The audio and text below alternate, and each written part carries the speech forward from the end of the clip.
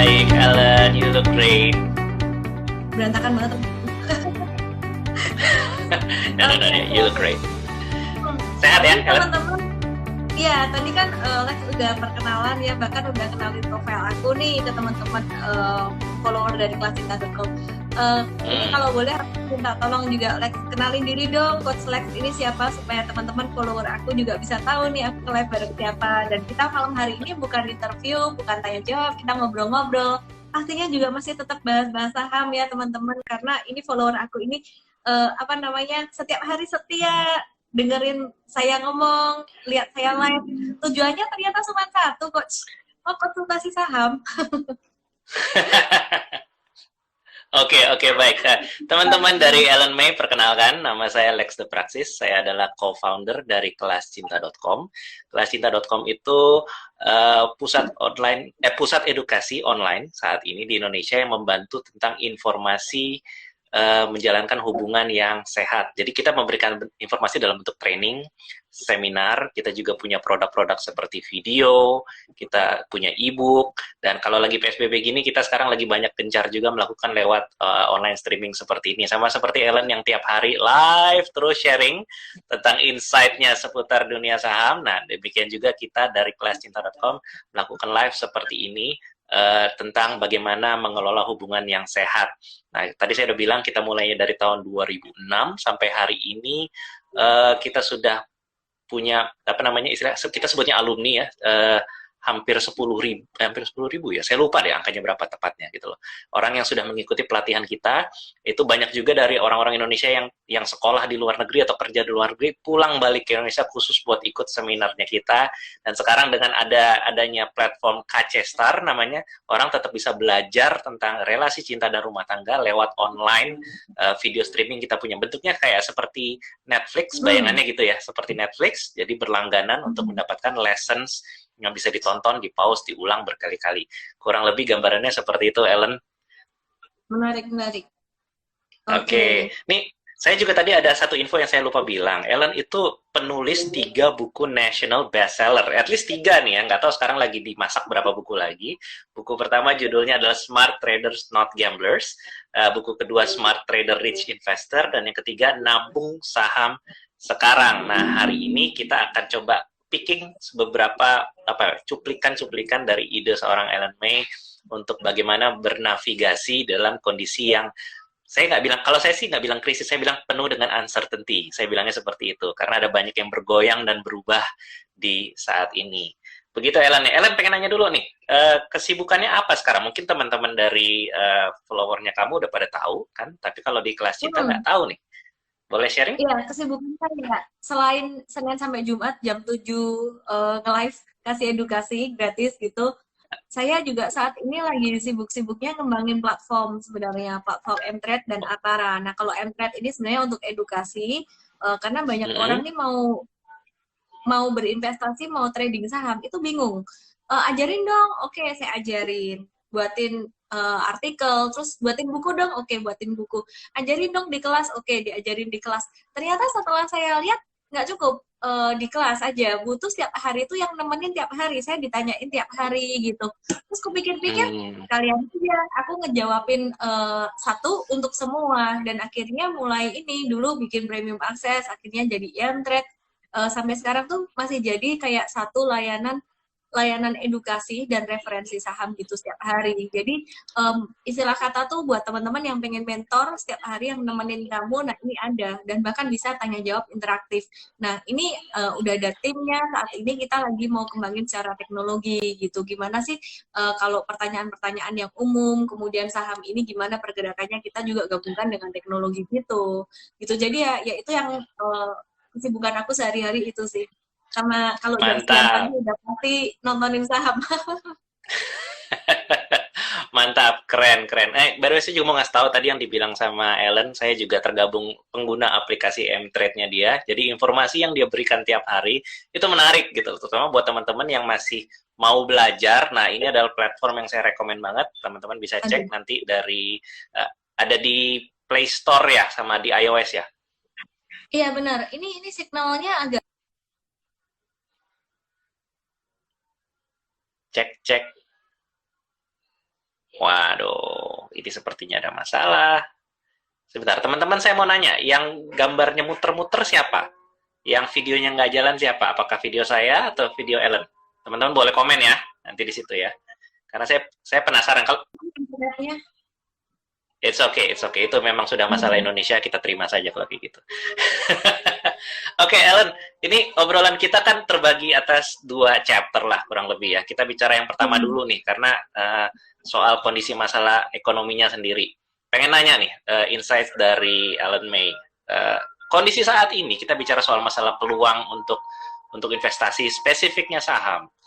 Gimana cara bacanya sih, Ellen bacanya gimana? Apakah ini waktu yang tepat untuk terjun atau apa ini sesuatu yang hati-hati? Ini kita global view dulu ya, Ellen ya. Global view ya, oke. Kalau global view saat ini, saya ngomongin saham-saham yang big caps, yang berkapitalisasi besar, itu memang 2020 ini memang sangat terdiskon sekali.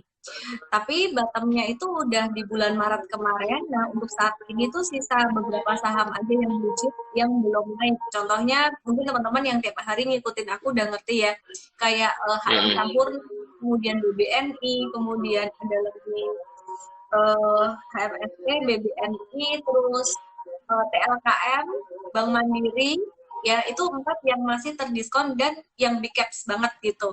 Selebihnya untuk BCA ini sangat bagus sekali, tapi ini dia valuasinya udah sangat mahal gitu. Saat ini udah over value karena memang premium banget, dia fundamentalnya memang menarik sekali.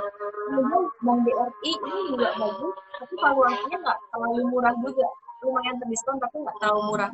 Kemudian yang ketiga, ya jadi perbankan yang tadi masih murah tuh BMRI, Bank Mandiri, dan Bank BNI.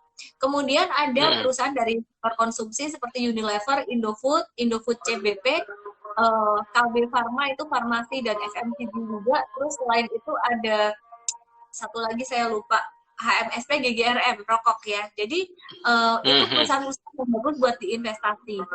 Dan Telkom dan Astra International. Mulus itu yang aman buat teman-teman yang masih pemula. Nah, tapi kalau teman-teman yang mau perusahaan ini pas sekarang timingnya masih diskon, itu sisain HM Sampurna, Gudang Garam, terus kemudian TLKM dan juga BBNI.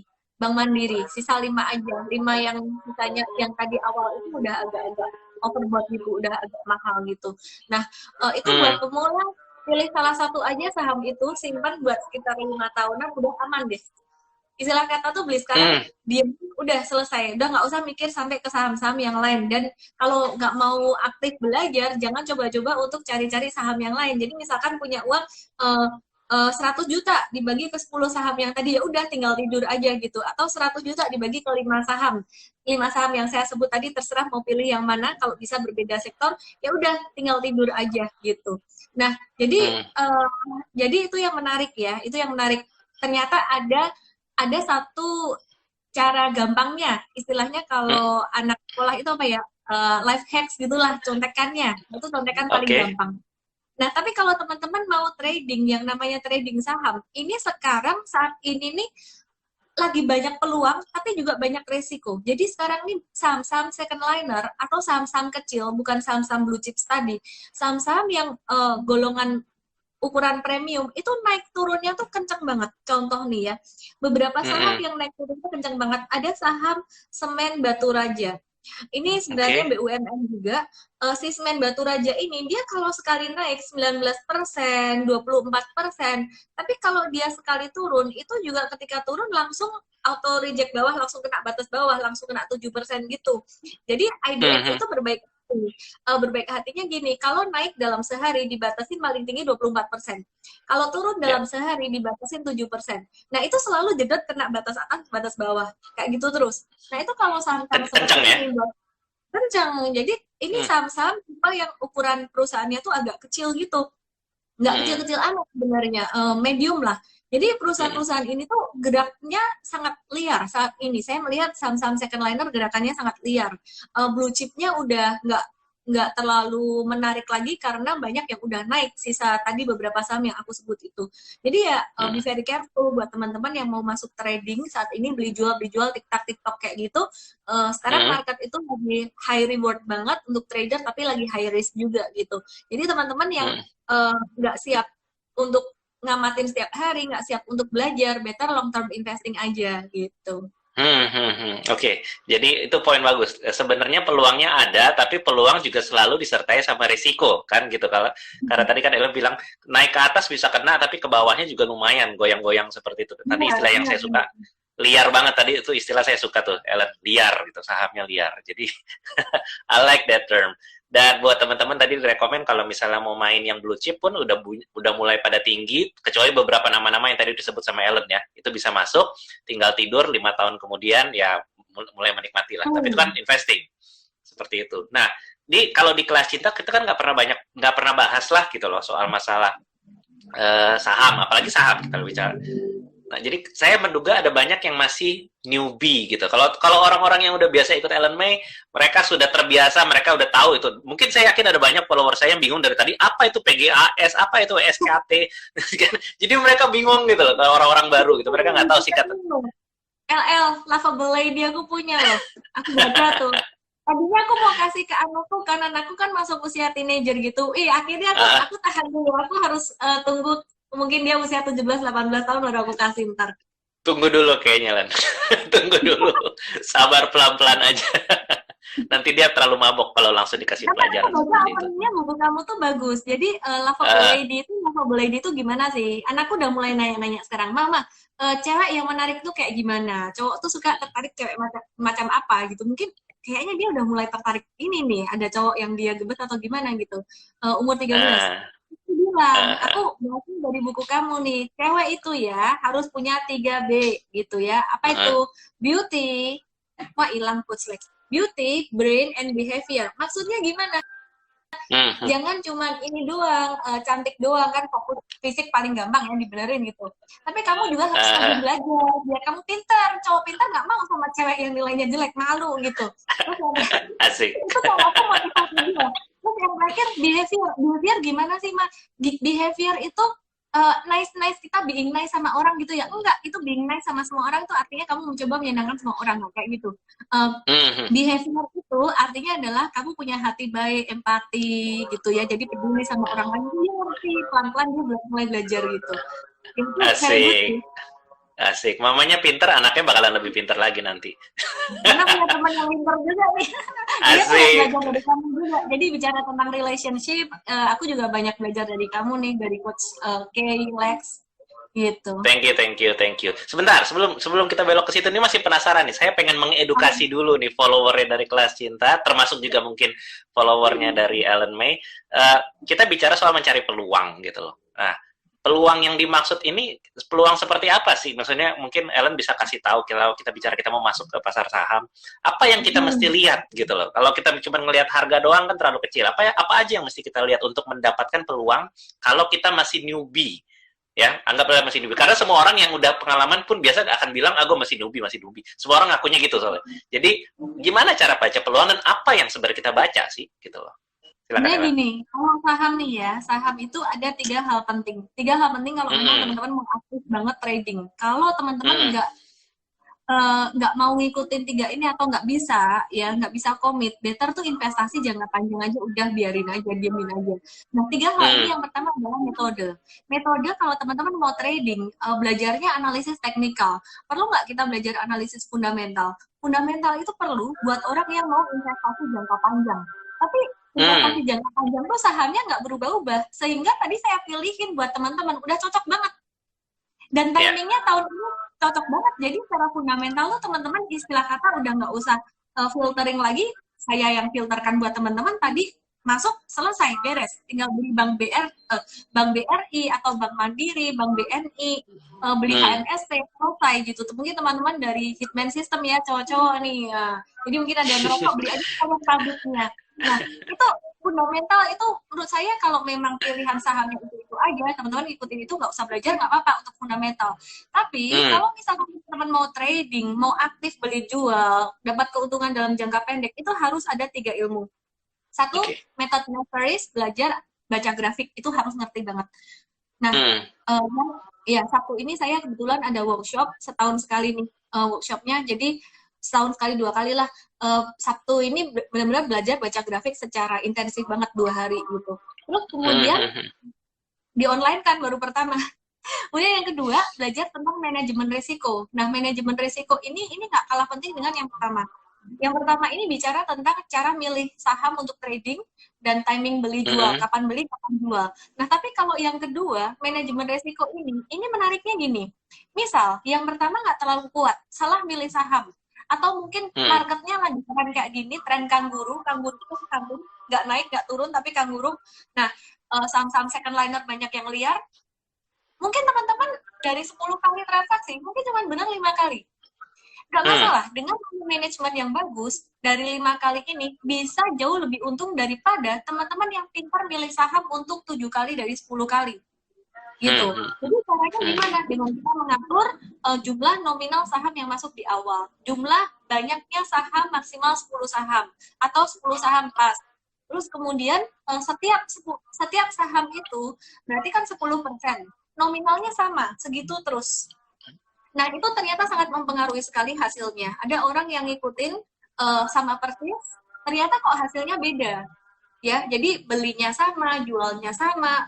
Kok beda hasil akhir, yang satu untung, yang satu buntung. Hmm. Kenapa? Hmm. Ternyata yang buntung ini dia belinya dengan nominal berbeda-beda. Jadi waktu Hmm. sahamnya naik, dia belinya dikit, tapi waktu sahamnya turun gede, dia belinya banyak. Jadi pakai pakai emosi. Nah, kita pakai sistem, caranya adalah misalkan Coach Lex punya uang nih 1M bagi 10, Hmm. 100 juta. 100 juta ini masing-masing buat beliin saham. Oh, oke, saham ini 100 selesai gitu.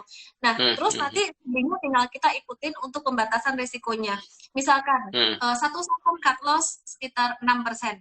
Kemudian Oke. rata-rata keuntungan ya kita kita merasa lebih sering cut loss. Kenapa? Karena kita punya prinsip cut loses short, kerugian tuh mumpung belum membengkak, kita batasin. Tapi kalau untung tuh kita biarkan lari jauh. Jadi misalkan rugi 6% atau 7%, tapi keuntungan rata-rata misalkan 20% atau 15% aja. Nah, itu dari situ udah kelihatan 5 kali Hmm. untung, 5 kali rugi, masih lebih banyak keuntungannya dengan catatan nominal beli saham sama. Nah, itu Sama. sesimpel itu sebenarnya MM dari aku.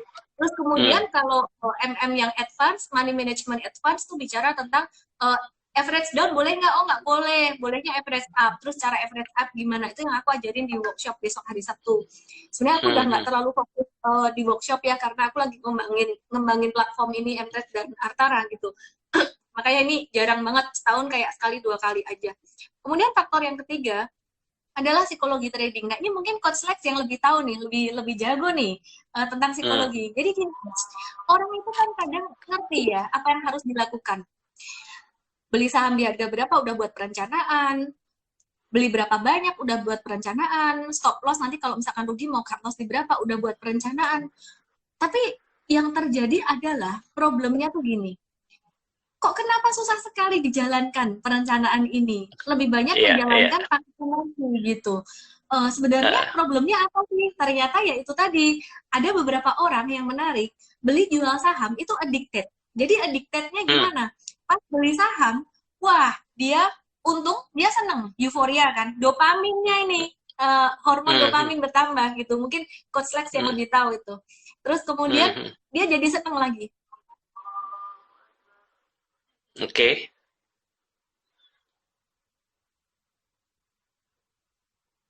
Waduh, ini nge-lag. Koneksinya ngedrop. Kita sabar ya teman-teman, menantikan pencerahan dari Ellen. Sebentar, kita tunggu sebentar.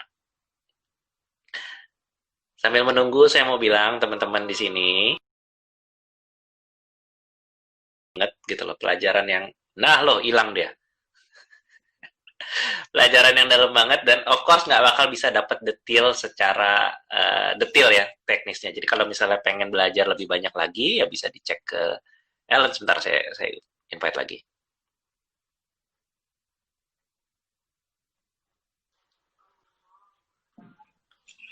Iya Oke, nih, welcome ya Ellen. ini ya nih kalau malam kayak gini minta rebutan signal sama siapa? Aku udah ngomong sama anakku sama suamiku jangan pakai wifi gitu. Oke, jadi Oh, tadi ini ya bicara tentang psikologi trading faktor psikologi. ketiga. Heeh. Hmm. Itu kalau misalkan kita lagi untung, aku ngerasain dulu waktu pemula banget tuh ngerasain. Jadi pas untung, Hmm. wah seneng banget. Kayak saham ini kayak mainan yang nyenengin banget gitu loh. Jadi untung tambah duit lagi, tambah untung tambah duit lagi. Nah itu dulu saya terjadi di tahun 2007. Makanya Hmm. ketika tahun 2008 kebalikan pas mengalami kerugian pertama, saya denial. Aku pikir nggak mungkin lah rugi, ntar nggak apa-apa ini Ya, duit ya, balik lagi ke ya. denial. Jadi ada efek psikologi mungkin hormon dopamin tuh waktu itu keluar serotonin apalah yang bikin aku seneng adrenalin wah. Terus kemudian ketika aku mulai mengalami kerugian nih coach, yang lucu Hmm. aku ingat banget aku nggak bisa lupa waktu itu. Aku salah beli saham Hmm. Astra International yang waktu itu belum stock split, harganya masih 5 digit, itu ketambahan Hmm. 01 jumlah lotnya. Hmm. Marketnya lagi 2008, lagi fresh. Itu langsung Oke. tangan saya tuh dinginnya langsung ngejalar dari kaki sampai ke atas itu. Langsung kayak merinding Oh. semua. Ini gimana ya? Aha. Gitu. Terus turun, langsung boom, turun. Saya cuma bengong aja. Terus anak saya waktu itu masih baby gitu sama Mbak Susnya, masuk gitu, ketokin pintu. Aku cuekin aja. Aku diemin sampai kayak udah Masih terhipnotis. Ya, masih shock, masih shock. Oke siap. Tapi habis itu nggak kapok. Nggak kapok kenapa? Langsung kayak mencari satu cara biar gimana ya? Itu mungkin karena udah addicted ya waktu itu ya. Jadi masuk ke forex. Forex tambah gila Hmm. lagi waktu itu. Jadi ya kayaknya di saham ini ada orang yang terlalu takut banget, ada orang yang gampang banget jadi serakah, jadi greedy, ada orang yang gampang gampang escape, melarikan diri, ada orang yang justru terhibur. Nah, yang bahaya tuh sebenarnya yang terhibur ini. Terhibur karena naik dan turunnya sampai pernah pada satu hari ketika aku trading forex dulu, aku mikir weekend kok nggak enak ya, something different, something apa ya, I miss something gitu loh. Ternyata I miss Hmm. the forex market waktu itu. Terus aku pikir, waduh nggak bener nih, aku mulai sadar. Ternyata aku Hmm. mulai addicted gitu loh. Jadi kalau orang addicted, pengambilan keputusan juga mulai nggak objektif. Nah itu sih. Jadi ada 3 faktor Hmm. tadi. Nah, caranya Hmm. buat ngatasin yang ketiga sebenarnya berawal dari yang kedua. Yang kedua tuh money Hmm. management mulai dari duit kecil. Kesalahan paling besar orang di pasar saham tuh sebenarnya cuma satu. Hmm. Buru-buru pengen cepat kaya. Sebenarnya kalau mulainya dari santai aja, fokus belajar dulu, santai fokus belajar dulu, itu juga pastinya nanti juga jadi lama-lama bisa jadi terbiasa dengan ritmenya, jadi fokus belajar. Kan kayak ini ya coach ya, kalau relationship gimana tuh? Kalau terlalu ngebet juga nggak bagus gitu ya. Sebenarnya nih ada garis merah yang mirip banget antara kita bermain di pasar saham gitu kan ya, ataupun menjalani hubungan. Karena banyak orang kalau kita bicara dari single, baru baru single gitu ya, pengen punya pasangan, mereka Hmm. juga pengen buru-buru. Salah satu kata kunci yang orang sering pakai adalah kalau hubungan ditanya, kamu hubungan mau ngapain? Aku sih mau serius gitu loh. Padahal pacaran aja belum gitu loh. Belum punya Iya. pengalaman. Dari awal langsung pengen serius. Nah, keseriusan itu artinya menggunakan feeling. Mirip seperti yang tadi Ellen bilang gitu. Dia pakai feeling. Padahal untuk memilih pasangan hidup, nggak bisa pakai feeling. Memilih pasangan hidup itu kita harus cek dulu istilahnya. Kalau pakai meminjam istilahnya tadi, fundamentalnya kita mesti cek gitu loh. Dan fundamental itu bukan soal masalah histori di belakang bibit bebet bobot. Bukan cuma itu doang. Tapi kelakuan saat ini. Jadi kayak istilahnya 1 tahun, 2 tahun terakhir kita perlu track seperti apa perilaku laki-laki ini atau perempuan ini. Kalau ternyata fluktuatifnya parah gitu ya, fluktuatifnya parah, jangan dinikahin dulu gitu loh. Kita pastikan dulu ini memang sesuatu yang resikonya kita siap terima. Jadi kita mesti lihat dulu. Nah, setuju, nggak bisa pakai feeling. Kita bicara soal masalah memilih pasangan hidup. Apalagi menjalani rumah tangga. Kalau kita menjalani rumah tangga pakai feeling, yang biasanya perempuan lakuin ya, perempuan bisa lakuin rumah tangga pakai feeling. Yang dilakuin tuh ngalah-ngalah aja gitu loh. Kalau misalnya pasangannya marah, ngalah, minta maaf. Apalagi salah ini sering tertipu sama prinsip gini nih. 3 kata yang harus ada dalam hubungan. Terima kasih, maafkan aku, dan I love you gitu loh. Nah, kata maaf itu sering dipakai kebanyakan. Akibatnya pasangan tidak merasa bisa ditegur, pasangan tidak merasa aware, tidak conscious bahwa hubungan ini buruk. Jadi saya bisa melihat ada persamaan yang luar biasa, walaupun resikonya itu ya berbeda lah. Yang satu ngomongin uang kan, yang satu lagi ngomongin soal masalah hubungan. Jadi sedikit ada perbedaan di sana. Sebelum kita sampai ke sana, saya mau menyapa dulu nih buat teman-teman yang barusan join, yang barusan datang dan nggak tahu kita lagi ngomong apa. Hari ini collab saya sama Ellen May. Kita bertukar cerita tentang pandangan kita mengenai kondisi saat ini. Kita bicara, mungkin orang bilang ini krisis, saya bilangnya penuh dengan uncertainty. Ada satu variabel si COVID ini yang membuat banyak bisnis industri itu jadi perlu melakukan banyak perubahan-perubahan, jadi ada volatile lah istilahnya seperti itu. Dan kita bicara soal juga krisis di dalam hubungan. Sebentar lagi kita akan ngomong seperti itu. Nah, buat teman-teman dari kelas cinta yang barusan join dan nggak tahu siapa Ellen May, saya kasih singkat aja. Beliau ada seorang trader dan investor dari semenjak tahun 2007. Lalu dia naik turun dalam perjalanannya sendiri, kemudian dia ketika dia berhasil, lalu dia mulai mengajarkan ilmunya lewat Ellen May Institute dan juga M-Trade, itu aplikasi online yang teman-teman bisa cek sendiri, ada di Play Store, ada di iOS. Saya sendiri pakai itu sangat membantu sekali. Terima kasih sekali buat Ellen dan timnya yang tiap hari rajin banget ngasih informasi-informasi yang berguna buat kita. Jadi itu adalah Ellen May. Kalau saya sendiri, saya adalah Lexus Praxis, co-founder dari kelascinta.com yang berfokus memberikan edukasi tentang relasi cinta dan rumah tangga dalam bentuk online training seperti ini mungkin. Ada seminar juga, ada juga buku, ada video lessons, dan yang lain-lainnya. Kita melakukan ini udah dari tahun 2006, bentuknya macam-macamnya, ada juga private coaching atau private consulting. Jadi ini adalah tahun yang ke-14 kita memberikan lesson yang seperti ini. Nah, itu adalah tentang kita. Dan seorang Ellen May juga bukan seorang trader belaka atau investor belaka, dia juga seorang ibu rumah tangga, seorang istri yang memiliki hubungan yang luar biasa juga nih. Nah, kita mau segue masuk ke situ tuh. Ellen, kita mulai masuk nih ke dalam dunianya gue nih, ke penasaran. Ellen, you are a great person. Kerjaannya banyak di luar sana, kesibukan luar sana luar biasa banget. So, how do you handle the pressure itu, kesibukan itu, and then tetap bisa jadi seorang istri dan ibu yang baik gitu loh. Kita jawabannya general aja dulu, jangan kasih tips and trick, general aja.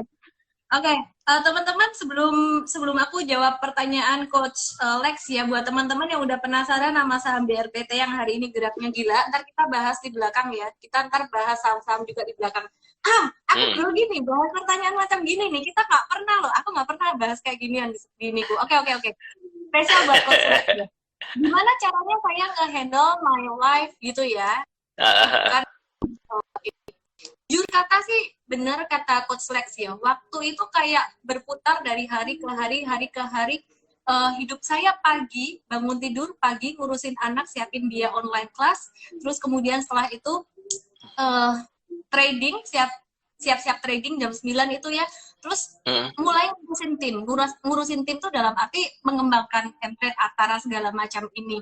Terus kemudian masih ngurusin konten di TikTok, masih ngurusin konten di YouTube sih sekarang nggak terlalu ini ya, karena diambil dari Instagram juga. Terus masih live, terus akhirnya waktu buat anak, buat suami itu kapan, jam berapa? Jujur sih nggak banyak ya. Dan the best moment, the best time for us, for the family, itu jam setelah live ini, malam hari sebelum tidur, itu anak-anak paling gampang kalau diajak ngobrol. Jadi saya nggak tahu, mungkin gelombang otak mereka udah mulai oyong-oyong gitu. Jadi, ya, mungkin gelombang otaknya tuh udah bukan gelombang otak yang gimana. Jadi nggak tahu gimana, pokoknya jadi kayak lebih gampang nurut aja, diajak ngobrol juga lebih enak gitu. Kalau sama suami sih ya kita ada naik turun ya, semua pasti ada naik turun. Setelah ini umur berapa ya? Sekitar 14 tahun kayaknya aku udah menikah sih. 14 tahun ini naik turun banget dan kita belajar banyak. Intinya sih kuncinya sebenarnya belajar komunikasi. Jadi aku belajar sama Coach Lex juga. Aku ceritain sama suamiku, kita nih kurang komunikasi loh. Kenapa? Sibuk sama urusan masing-masing gitu. Jadi pulang kerja udah capek kan ya, itu cari Hmm. mainannya masing-masing. Dia yang dengan Hmm. keasikan dia, aku dengan keasikan aku. Ternyata salah loh. Jadi Hmm. memasuki Hmm. usia pernikahan yang udah berapa kemarin, terus aku belajar sama Coach Lex juga, terus diajarin kayak komunikasi. Oke, oke, oke. Hmm. Kita paksakan, kita make time, paksakan untuk ngobrol gitu. Hmm. Wah ternyata susah banget gitu ngobrol. Aduh ini jadi ketahuan ini teman-teman. Ya jadi ketika ngobrol itu aku sampaikan, kok ini ya apa ya aku tuh kepengennya kamu lebih banyak mendengar aku gitu, terus Hmm. dia juga Hmm. ngomong kepengennya dia gimana. Nah dari situ baru mulai ada perbaikan sedikit demi sedikit gitu. Jadi ya bukan kami bukan satu keluarga yang sempurna, bukan pasangan yang sempurna, nggak romantis juga, tapi so far so good saat ini ya. Kalau yang dulu-dulu pernah naik turun juga tuh, pernah bingung juga ini gimana sih caranya selesaiin dari Coach Lex deh. Ini sekarang sih so far so good. Kenapa? Karena ya kayaknya dua-duanya sudah mulai mengerti. Kalau dulu demanding, jadi dulu tuh demanding tuh kayak, kamu kenapa sih nggak begini? Kenapa sih kamu nggak ngertiin aku sibuk gitu. Dia juga sama. Kenapa sih lu nggak ngertiin aku? Kamu cewek, kenapa kok kamu nggak kayak cewek-cewek lain yang mungkin lebih banyak serve husband, masak atau apa? Saling demanding. Jadi ya jadi kayak gitu. Tapi lama-lama setelah sama-sama belajar, oh ternyata tuh nggak ada yang namanya sesuatu yang ideal. Jadi akhirnya ya Hmm. kayak gitu. Mulai membaik dari hari ke hari. Ya, kayak gitu sih. Exactly, exactly. Alan, thank Aku you for kangen loh, sharing your sharing your private life gitu. But justru ini bagian yang penting, Ellen. Maksudnya banyak orang pikir kalau misalnya orang-orang yang sudah hebat, orang-orang yang sudah sukses, itu hubungannya pasti akan glitter, mempesona dan indah-indah banget gitu. In reality, mau sesukses apapun kita, sehebat apapun kita, relationship kita kurang lebih sama kok kayak orang lainnya, ada naik turunnya gitu kan. Masalahnya kurang lebih begitu juga. Jadi efek glow gara-gara kita sukses atau karirnya oke segala macam itu nggak selalu necessarily translate ke rumah tangga gitu loh. Jadi bisa aja kita oke di satu karir tapi di bidang lain ternyata kita sama aja, masih lemah, masih kurang. Jadi ini semua orang seperti itu. Jadi ketika seorang Ellen tadi mau cerita tentang pengalaman pribadinya, saya harap ini jadi sebuah revelation buat teman-teman lain di sini bahwa ya all marriage seperti itu kurang lebih gitu loh. All marriage ya memang seperti itu, bukan sesuatu yang buruk atau bermasalah dan segala macam. Memang ada naik turunnya. Nah, sekarang saya sebagai relationship mau komen nih, krisis dalam ekonomi atau krisis dalam kita bicara masalah finansial, kita ngerti seperti apa, ya kan, ada bangkrut apa segala macam. Krisis dalam relasi itu seperti apa bentuknya? Karena banyak orang nggak tahu krisis dalam relasi itu kayak gimana. Orang taunya kalau mau cerai baru krisis. Terlambat kalau udah sampai terpikir, salah satu orang terpikir mau putus atau mau bercerai, itu mungkin udah kelewatan krisisnya. Itu cerai atau putus itu adalah akibat dari krisis gitu loh ya. Jadi krisisnya bukan pada saat cerai itu. Nah, di manakah krisisnya itu dimulai? Biasanya dimulai ketika tadi Ellen bilang ada ketidakpuasan di dalam hubungan. Misalnya yang satu pengen ngobrol, yang satu lagi sibuk main handphone.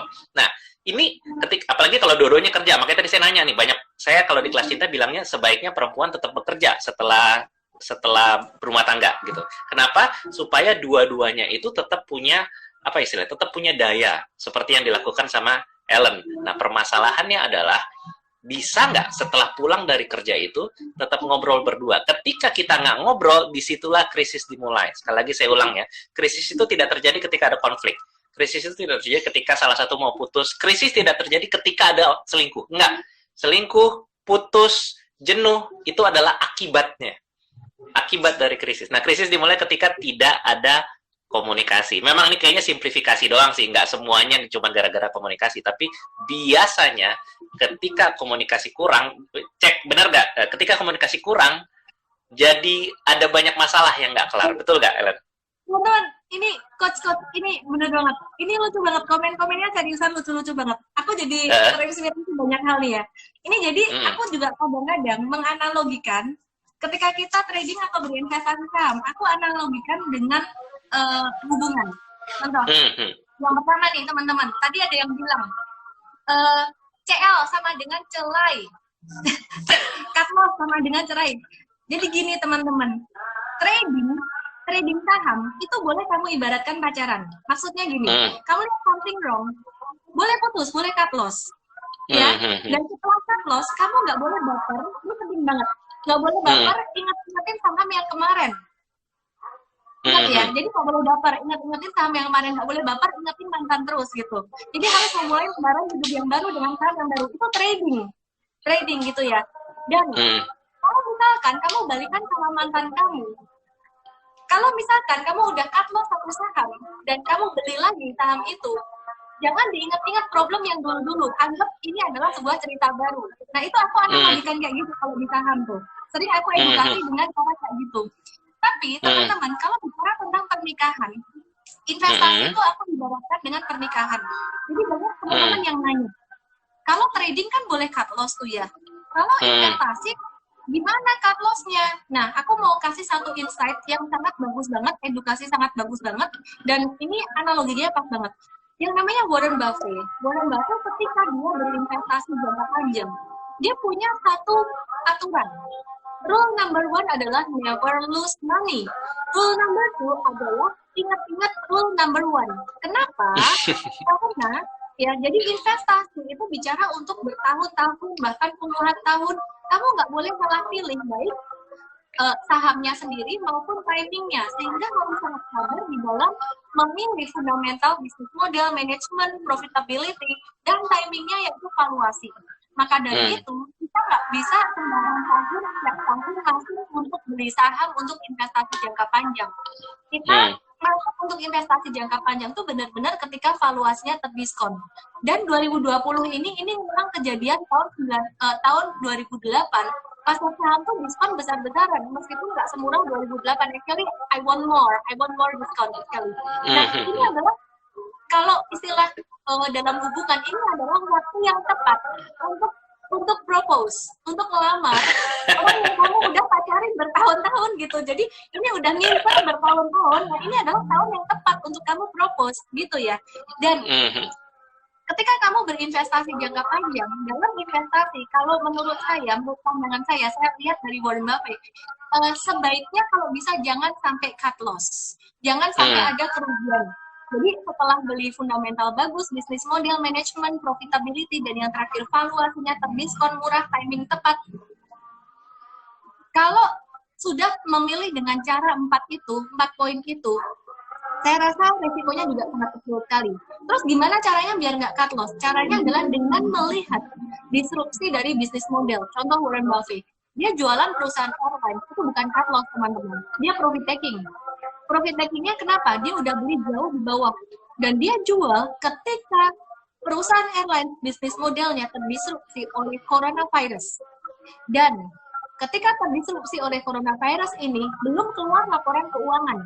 Kalau udah keluar laporan keuangan, maka harga saham juga akan semakin hancur. Nah, maka dari itu, Warren Buffett mengantisipasi. Jadi, trader membatasi resiko. Trader itu buy the trend dan membatasi resiko.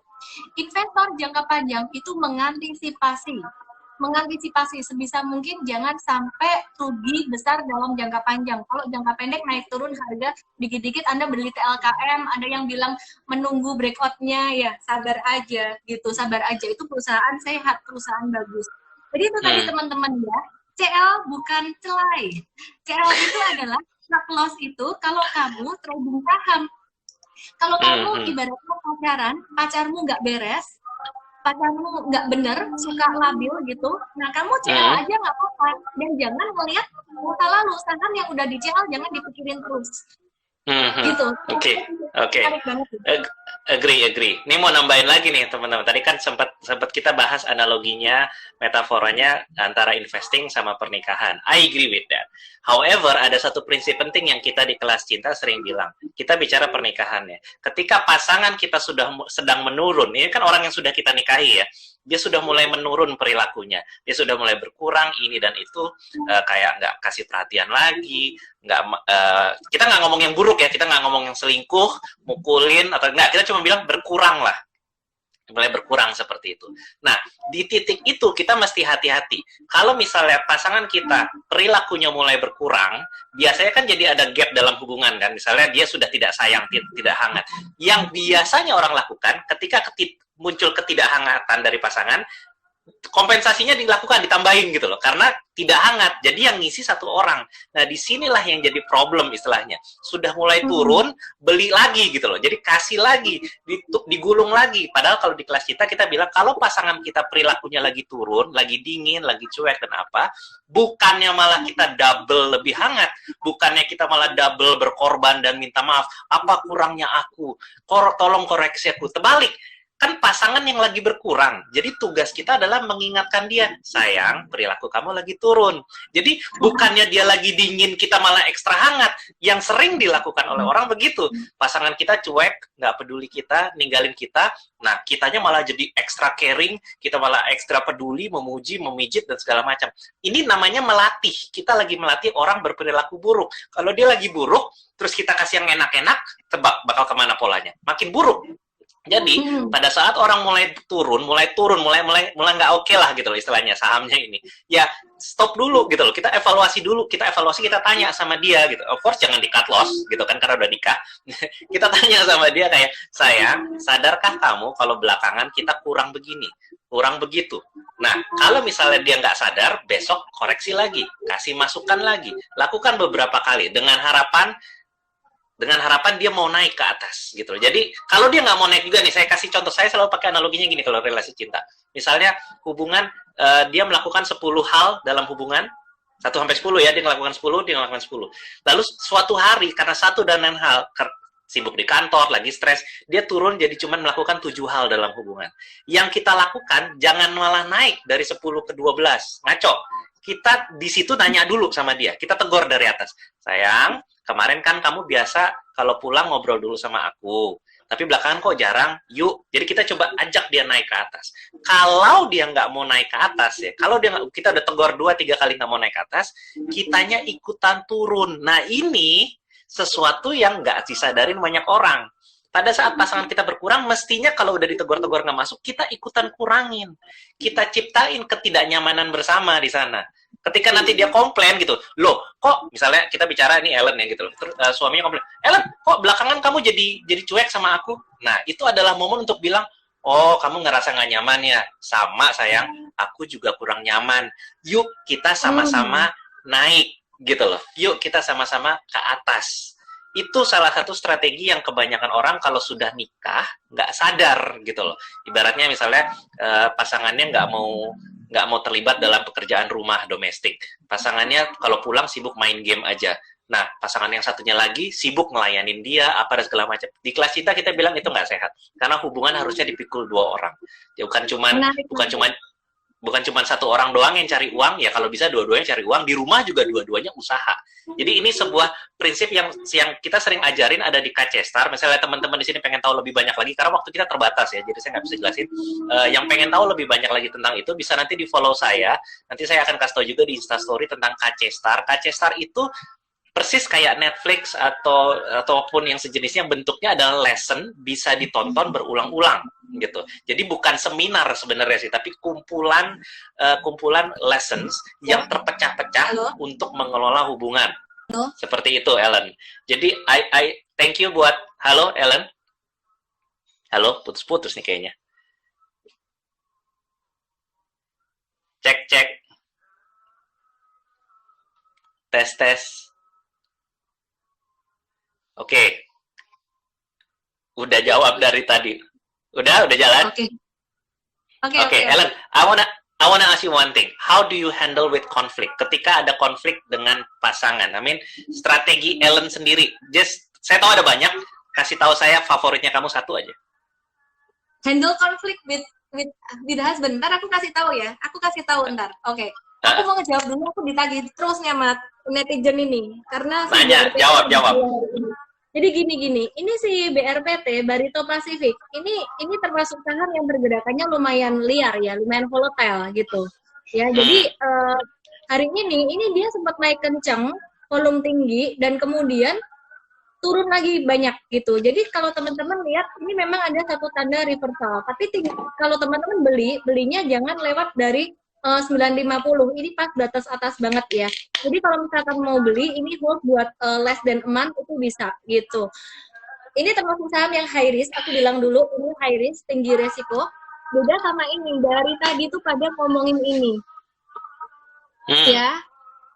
Nah, ini si Telkom, ini nggak kemana-mana. Ini memang yang karakternya dia alon-alon, pelan-pelan, kalem-kalem gitu ya. Kayaknya gerakannya elegan. Nah, ini cocok buat investasi jangka panjang gitu.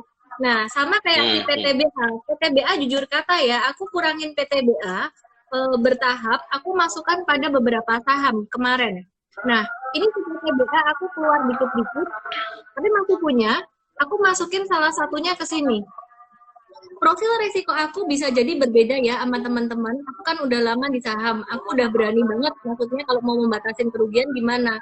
Kemarin saya beli Cleo. Cleo ini saya mau simpan rencananya sekitaran 3-6 bulan untuk simpan ini. Kecuali dia breaking down, nah itu saya akan cut loss gitu. Oke, Coach.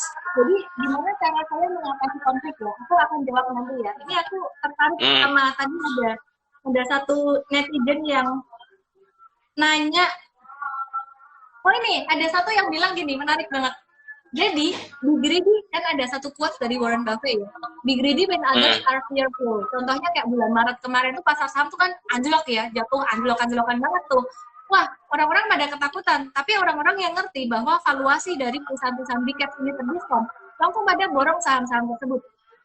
Ini tadi ada yang bilang, kalau gebetan kamu lagi, aku nggak ngerti deh, dia bilang be greedy when others are fearful. Jadi kualitasnya bagus, tapi dia lagi kena masalah atau apa, saya nggak tahu. Kalau be greedy langsung aja tembak aja, dia ngomong kayak gitu. Lucu juga ya. Ternyata bisa disambung-sambungin dulu gitu. Oke. Jadi, gimana cara saya mengatasi konflik dengan suami? Sebenarnya kalau dulu aku sama dia tuh sama-sama demanding, sama-sama childish-nya. Kalau dia kesel, dia diem monyong. Kalau saya kesel, tahu dong saya kesel gimana, teman-teman, nggak mungkin saya diem. Itu kayak gini, di live aja nggak bisa diem, ngoceh.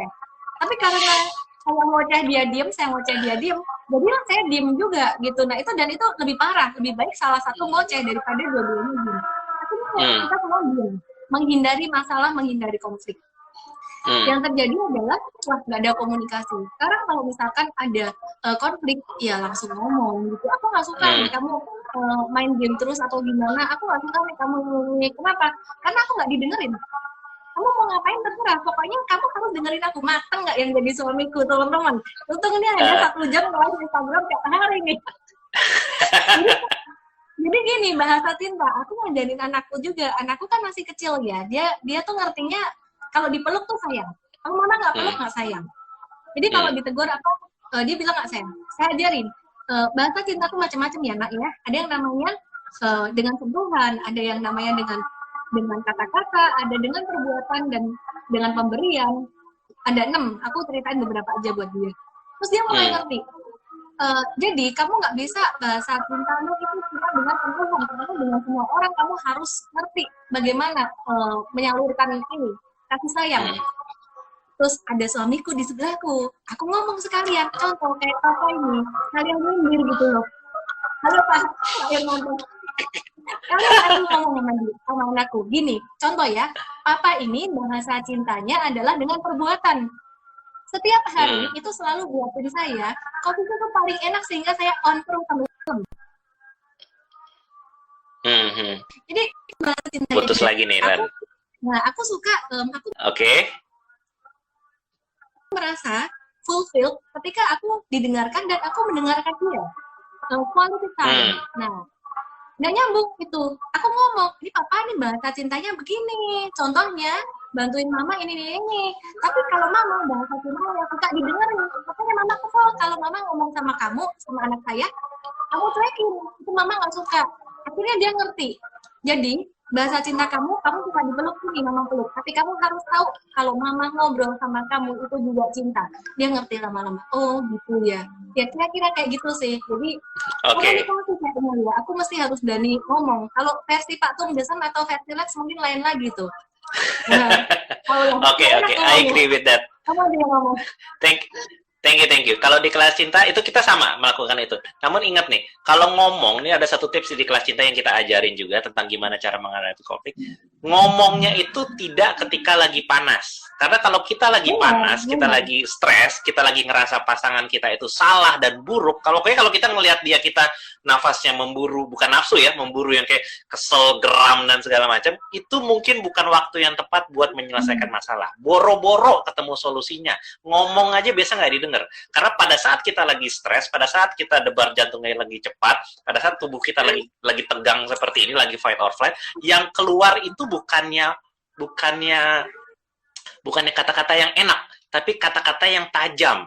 Lu tuh ya, kamu tuh ya, gitu loh. Pada saat kita menyerang pasangan, of course sikapnya dia akan defensif. Nah, ini sebabnya ada banyak orang keliru. Mereka suka prinsip kayak gini, kalau lagi ada masalah, segera dibahas. Itu sebenarnya benar, setuju sama yang Ellen bilang. Kalau lagi ada masalah, segera dibahas. Tapi ada syaratnya, ketika emosinya sudah reda. Dan reda itu dua-duanya. Bukan cuma Ellennya doang misalnya udah reda tapi pasangannya belum, atau sebaliknya pasangannya sudah reda tapi dan yang lain-lain. Jadi memang dua-duanya harus reda. Nah, sering kali couples nggak tahu tuh Ellen gimana cara meredakannya gitu loh, nggak tahu. Misalnya ada orang-orang yang lakuin istilahnya namanya time out. Orang sering pakai time out kayak gue pergi dulu, tapi pada saat lagi pergi misalnya ngerokok atau jalan-jalan atau keliling pakai mobil 15 menit 10 menit, mereka pada di jalan itu bukan yang meredakan diri, mereka mikirin, ntar gue ngomong apa sama suami gue, sama istri gue, ntar gue bakal bilang gini. Jadi memang mereka berpisah kayak 30 menit, tapi pada saat berpisah itu, dia nyusun presentasi. Ya, ini problem parah nih, ini yang bikin konflik rumah tangga nggak kelar-kelar. Pada saat mereka lagi menenangkan, Gue betul ya? sebelumnya kita sapa dulu, ada Pak Hermanto yang punya Clio. Tadi aku sebut-sebut, aku beli Clio kemarin, kalau yang punya. Asik, halo Pak. Lanjut, sorry. Lanjut ya. Oke, jadi yang ngebuat kita seringkali jadi gagal diskusi adalah pada saat kita menenangkan diri, kita nggak beneran nenangin diri, kita nyiapin presentasi. Jadi pada saat kita ketemu, masing-masing kayak ibaratnya kayak punya PowerPoint. Oke, denger ya, ini penjelasan gue. Seperti ini, grafiknya kayak gini, kesalahan lo di sini. Nah, pada saat saya lagi ngomong, misalnya Ellen adalah pasangan saya, Ellen tuh nggak ngedengerin. Ellen nggak ngedengerin apapun yang saya ngomong. Ellen tuh lagi nungguin, oke, gue tungguin aja, gue pengen lihat dia ngomong apaan. Nanti begitu saya selesai ngomong, gantian Ellen ngomong, Ellen akan keluarin presentasinya langsung. Lihat nih ya, menurut gue begini. Ini mereka nggak lagi berkomunikasi. Mereka lagi berpresentasi. Ya, presentasi itu nggak nyambung gitu loh. Nah, itu sebabnya seringkali orang bingung, orang tahu hubungan itu perlu komunikasi, tapi mereka nggak ngerti gimana caranya. Itu aku dulu kayak gitu kok. Tahu nggak Coach? Aku belajar dari siapa? Supaya kita ini. Jadi yang lucu nih ya, ini mungkin ada Pak Hermanto, aku cerita apa adanya. Jadi ada Ibu ini Lindrawati Wijoyo juga, beliau seorang yang sangat luar biasa juga ya, luar biasa banget, adorable banget lah. Jadi waktu itu aku belajar sama orang-orang yang memang sudah ahli di bidang ini. Kan kata Patuk, sukses meninggalkan jejak ya. Jadi aku belajar sama kamu. Coach Selek sama Kay, gimana sih cara komunikasi. Kemudian yang kedua, aku belajar sama Ibu Lindrawati Wijoyo itu gimana seorang wanita sukses dalam karir dan keluarga. Yang ketiga, aku belajar sama Pak Hermanto gitu, sama Pak Tumdesem juga. Ternyata kuncinya itu sebenarnya satu sih. Itu tadi komunikasi, dan komunikasinya juga nggak komunikasi yang kayak gitu, mau mendengarkan. Karena ini kita dikasih dua kuping, perlu banyak dengerin gitu. Jadi ya pelan-pelan akhirnya kita belajar sama-sama. Kalau dulu sama-sama egoisnya, wah kalau ngobrol tuh udah keluarin kesalahan tuh apa aja gitu. Jadi kayak betul. Ya, di saham sama juga teman-teman ya. Di saham itu sama juga teman-teman. Jadi teman-teman kalau di saham, misalkan nih ada satu saham yang lagi naik kenceng, boom. Terus teman-teman kalau masuk bingung cara masuknya gimana, saham ini udah naik kenceng banget, boom, kayak Clio gitu udah naik kenceng banget, terus kayak keras gitu ya, udah naik tuh keras. Atau sama apa ya, beberapa waktu yang lalu ada yang 2 hari berturut-turut tuh naik sampai auto reject atas, KF juga, Kimia Farma. Kita kasih tahu caranya teman-teman. Saham-saham seperti itu yang auto reject berkali-kali, contohnya kayak Kimia Farma, auto reject atas naik berkali-kali sampai membentuk tiang bendera, itu jangan dikejar, biarin dia konsolidasi bentuk kayak bendera gitu, jadi naik. Terus kemudian ketika dia konsolidasi, dia akan alon-alon. Kayak orang tuh, kalau manusia tuh kayak lagi menata emosi gitu loh. Dia lagi konsolidasi, setelah bentuk bendera sudah mulai rapi, baru teman-teman pas dia break up lagi masuk lagi. Jadi jangan dihajar pas dia 3 kali auto reject atas gitu. Harganya udah naik 24% 3 hari berturut-turut. Kayak Kimia Farma pada tanggal 21 Juli, 22 Juli, sampai pada tanggal 23 Juli. Bahkan tanggal 24 Juli, itu udah gila banget naiknya. Jadi jangan dikejar. Caranya gimana? Caranya ya biarin dia berkonsolidasi dulu membentuk pola bendera. Contoh pola bendera yang kelihatan banget itu ada pada saham Krakatau Steel. Aku kasih lihat sedikit ya Coach ya. Nah ini ibarat manusia tuh lagi emosi nih, boom gitu ya. Nah ini dia lagi menata emosinya. Ini pola flag. Nah kemudian ketika di sini ini ada tanda-tanda dia mulai menguat lagi hari ini bisa masuk lagi gitu. Jadi kalau pas dia udah naik kenceng, teman-teman jangan asal hajar di sini. Bisa rugi, bisa nunggu lama. Ini sih bagus, nggak rugi. Gimana dengan yang ini? Ini kan saham keras ya. Ini saham KF, Kimia Farma. Nah kalau teman-teman emosi nih ya, 24% naik, besoknya ditunggu turun nggak turun, 24% lagi naik lagi, ini 24% lagi naik lagi, emosi kesal, ini naik lagi 24%, masuk di sini, wadaw, ini langsung ruginya langsung dalam banget gitu. Ya itu sih, itu jadi kayak emosi manusia juga, kita menunggu momen yang tepat gitu. Exactly. Jadi emosi itu mengacaukan kita pada saat kita lagi di saham. Emosi juga yang mengacaukan kita pada saat menjalani hubungan. Kalau kita nggak punya manajemen emosi yang baik, ya jadi kacau. Makanya tadi saya bilang, pada saat kita lagi emosional, terutama yang negatif ya, lagi marah, kesel, dengki, kecewa, dan segala macam, kita keluar dulu, turunkan temperatur badan kita istilahnya. Kita datang lagi, minum. Bahkan kadang-kadang saya ada bilang, makan dulu keluar, makan yang enak, sengaja beli makan yang enak supaya kalem. Balik lagi bukan untuk ngajarin, balik lagi bukan untuk mengkritik, balik lagi bukan untuk ngoreksi pasangan, balik lagi untuk dengerin kenapa pasangan begitu, gitu loh. Jadi poin ini yang nggak pernah dipakai sama orang. Orang pikir kalau pasangan gue salah harus gue koreksi. Padahal nggak gitu. Kalau pasangan gue salah, gue harus samperin dia, tanya, kenapa sayang? Apa yang terjadi sayang? Apa yang kamu butuhkan sayang? Jadi sebelum kita kasih tahu kesalahan dia, dengarkan dulu alasan-alasan dia, dengarkan dulu impian dia. Dan ini yang nggak dilakuin, kenapa? Udah emosi. Orang kalau udah emosi kan bawaannya mau nyalahin gitu loh, mau nyalahin, mau ngoreksi dan yang lain-lainnya. Seperti itu. Jadi saya makanya melihat ada kesamaan yang luar biasa antara bermain di pasar saham ataupun bermain di pasar cinta kalau mau dibilang seperti itu. Ini ada yang kayak lagi, ada yang lucu lagi. Dia ada yang ngomong lagi, kalau Kimia Farma KF itu masih bisa naik nggak ya? Itu kayak kalau misalkan mungkin ya, correct me if I'm wrong, kayak ini orang yang lagi pacaran terus mikirin dia masih seneng aku nggak ya? Dia masih mikirin aku nggak ya? Ngaco ya. Oke, yang namanya Kimia Farma masih bisa naik dan dia masih labil. Jadi very high risk for Kimia Farma, SMBR, Semen Batu Raja, MIKL, terus kemudian BJBR, BJTM, second liner saat ini lagi banyak banget fluktuasi, very risky banget gitu.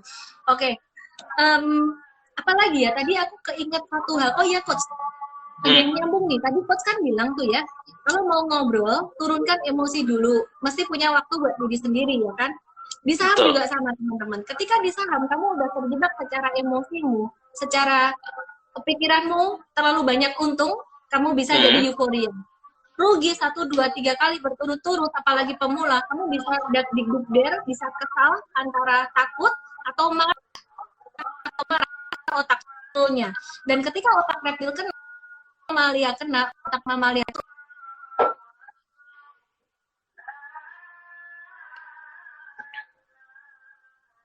putus-putus. Halo Ellen. Ellennya bengong. Gimana?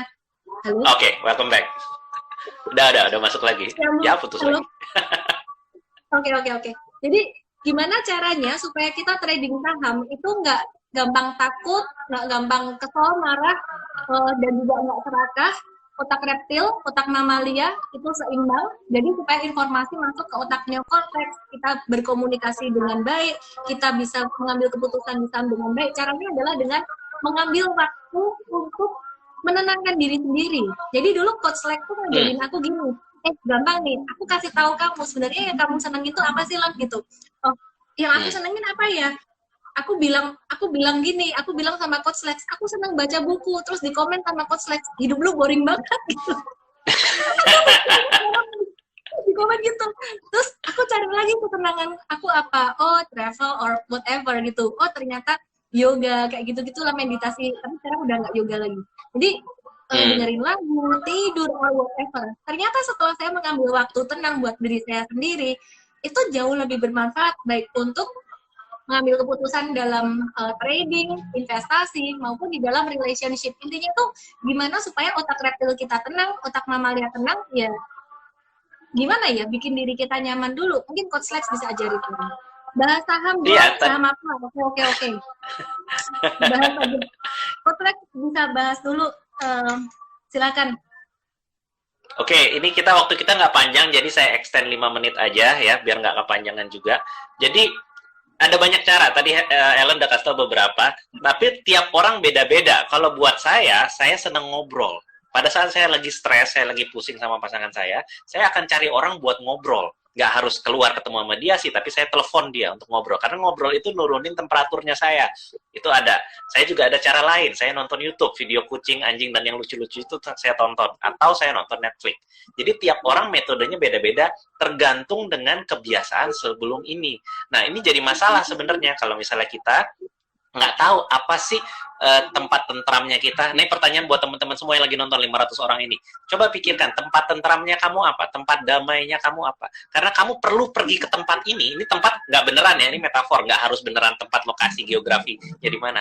Tapi apa aktivitas yang dengan cepat akan menurunkan kita. Karena menurut studinya, badan manusia itu sebenarnya bisa cuma 20 menit doang loh untuk nurunin emosi. Bisa 20 menit. Cuman yang bikin kita nggak bisa nurunin emosi dalam 20 menit adalah karena kita tidak berada di tempat tentram itu.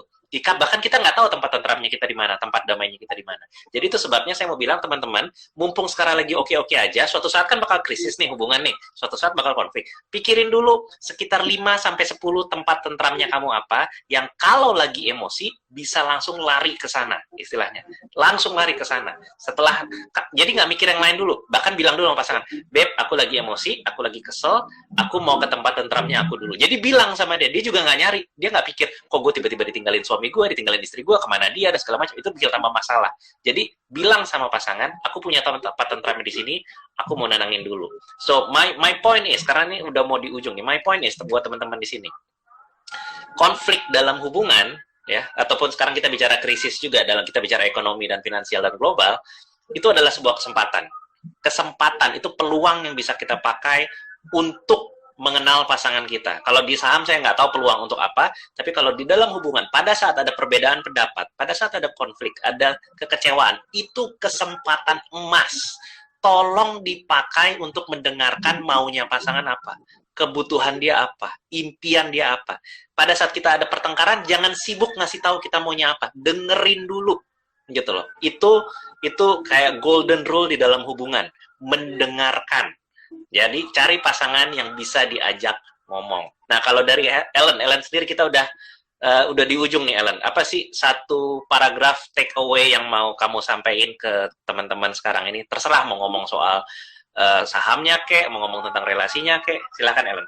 Ngeheng malan. Aku masuk lagi ya. Ini ngeheng nih. Oke. Jangan dimatiin ya. Ya. Oke, kita tunggu sebentar ya untuk Ellen ngasih kalimat penutup. Bentar, mana deh Ellen-nya? Kok belum ada? Kita tunggu. Oke, Ellen masuk buat ngasih kata penutup doang. Ini spesial banget soalnya.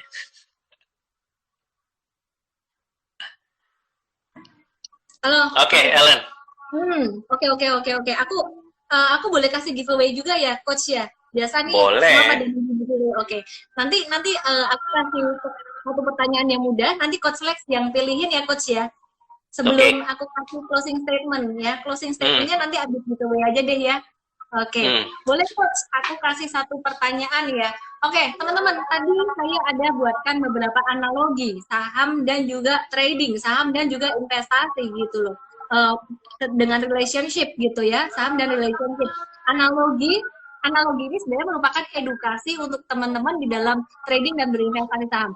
Boleh ditulis di sini, satu aja analogi apa yang tadi aku sebutin. Nah, pakai mikir nih teman-teman. Minum dulu coach. Coba. Mau ya? Ayo, mau tak kasih 15 hari IM Trade gitu. Besok aku mau workshop, satu orang tak kasih workshop deh, jadi 11 pemenang. Oke, tadi udah ada satu, baru satu yang ngomong. Bacain coach. Pemenangnya siapa? Tunggu dulu bentar. Kok, wah. Katlos yang muncul gitu. aja ya.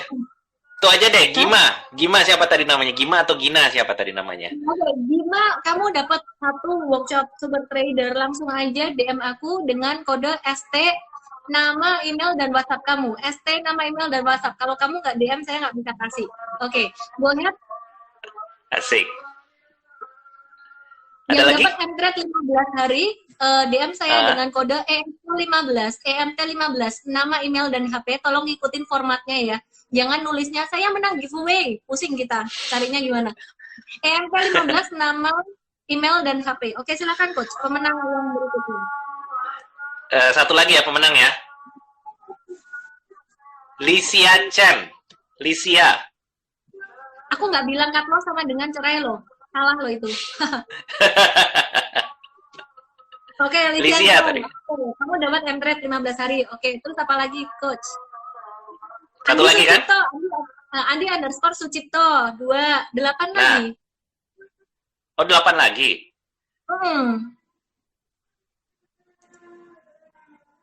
Oke, ayo coach. Itu Hosi hilang namanya. Benar, yang ketiga ya, itu tadi. Oke. Pacaran trading tuh, Vina. Hendy Sutrisman 4, Vina Salvadora 5.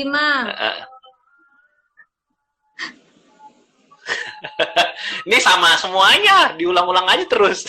Ya karena mereka nyontek temennya yang udah jawabannya benar. Iya. Liliana Mati underscore Vero nomor 6. 7 Margareta.Monica. Santo Wisno. 8 Santo Wisno. 9 Pacaran trading Aji Wistawan tadi, Aji Wistawan. Iya, 10 Eko Gunawan. Okay. Wah, bagus ya analogi investasi mempertahankan hubungan pernikahan. 10 teman-teman yang barusan aku sebut DM aku dengan kode MT nama MT15 nama email dan HP. Kalau dari aku sih sebenarnya prinsip hidup aku tuh cuma satu. Kita hidup itu sementara, kita hidup untuk sesuatu yang lebih baik. Setiap hari harus ada satu hal yang lebih baik dalam pekerjaan maupun di dalam kesehatan maupun dalam kehidupan relationship. Permasalahannya, kita tidak akan pernah terlepas dari kesalahan. Dalam trading investasi pasti bisa salah.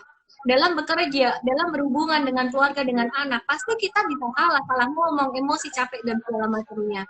Jadi, untuk bisa jadi lebih baik dari hari ke hari, itu jangan terlalu perfeksionis, kita embrace mistakes.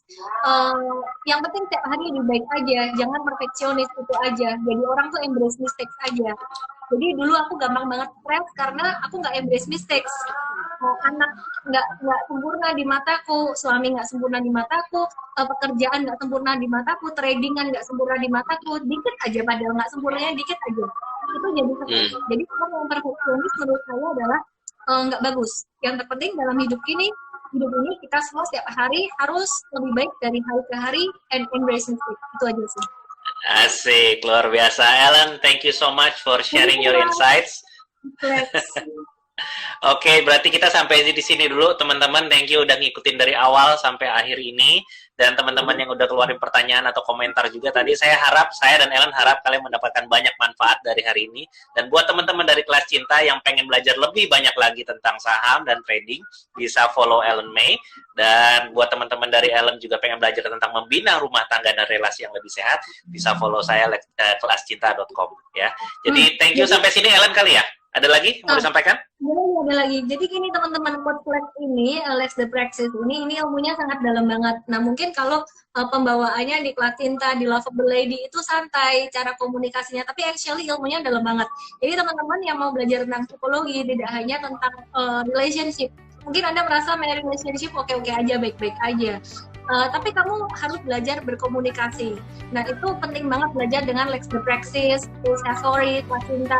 Menurut saya ini adalah Coach Lex ini adalah yang terbaik di Indonesia di dalam memberikan bimbingan tentang relationship. Dia benar-benar ngerti banget ilmu psikologi gitu. Jadi ya that's good gitu. Oke, thank you so much Coach Lex buat malam yang ini. Thank you juga Ellen. Alright, hopefully kita bisa lakuin ini nanti next time ya. Thank you. Di save ya. Aku biar. Alright, di save pasti. Oke, bye bye.